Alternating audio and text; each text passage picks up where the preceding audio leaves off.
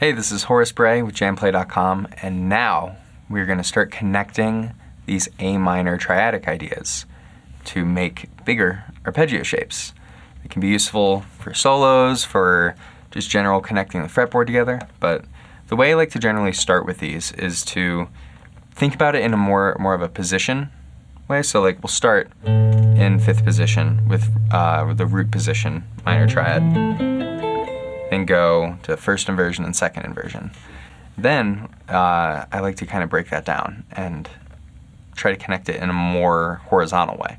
But starting with root position, I like to grab with my pointer finger. It's almost like the pentatonic, minor pentatonic box. 1, flat 3, use my ring finger, bar my ring finger, grab the flat 3 with my pointer finger and continue barring up, and then grab the flat 3 again with my pinky. So.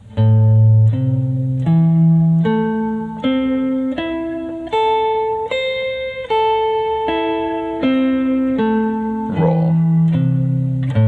Now something that is interesting going down, when you do these rolls, if I immediately am on my fingertip for the first note of the roll, I'll have to jump and then I'll have to jump again. So a little tip whenever you're about to do a roll the other way is to start kind of farther back on your finger, so then you can just continue to roll through. And then the same thing with your ring finger, going from the root to the 5th. Now, for the next inversion, we start on the flat 3. So we're gonna do flat 3, go up a major 3rd to the 5, and then roll the pinky, or you could also do like a little lift release, and then do the flat 3, 5, 1. Gonna reach over and grab the flat 3 again, and then do the 5 up there.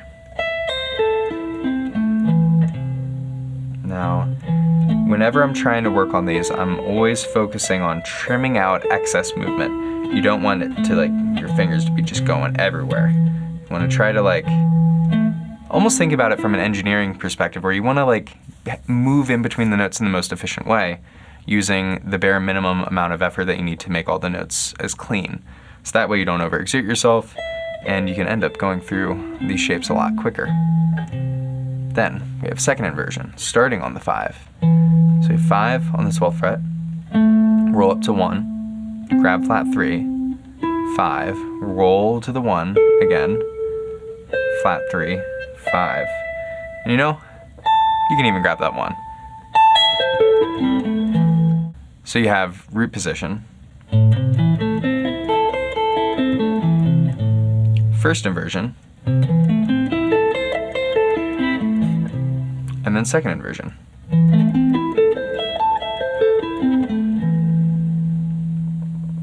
So now that we've gotten those arpeggio shapes under our fingers, let's take the time to kind of put them in like a loop so we can help the muscle memory develop. We'll start on root position.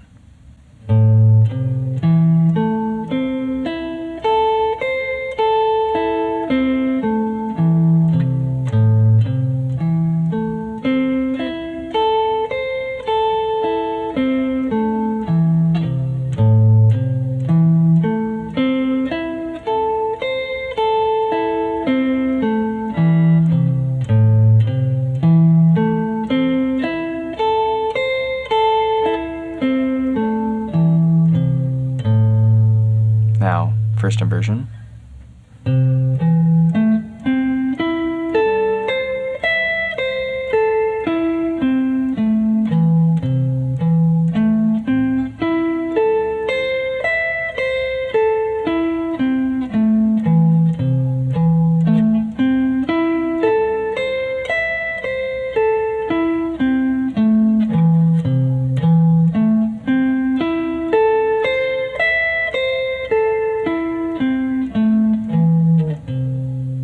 And 2nd inversion.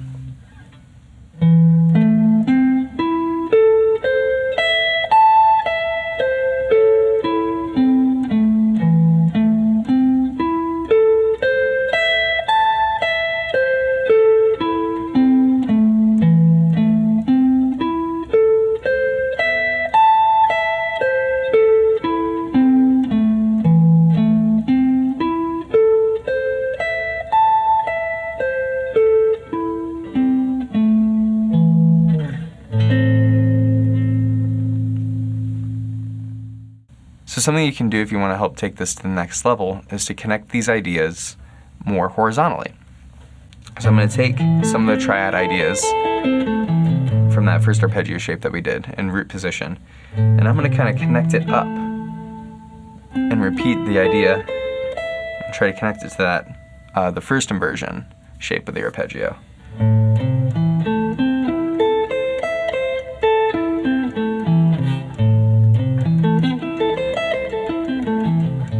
That way you kind of start to move further across the fretboard.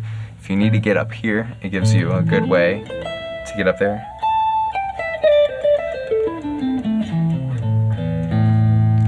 So you can start it on the root, you can start it on the third, and connect up to that last shape, or you can start on the fifth, and go up even higher that way.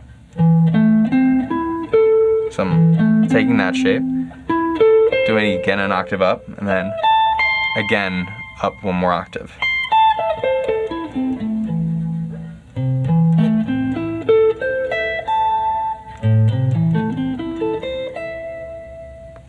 So thanks for checking out this lesson. Take it slow, try to really internalize how all these shapes are weaving together, and try to view them as little triads that are all being put together into bigger shapes. And yeah, check out the next lesson, and we will continue our knowledge of fundamentals of triads.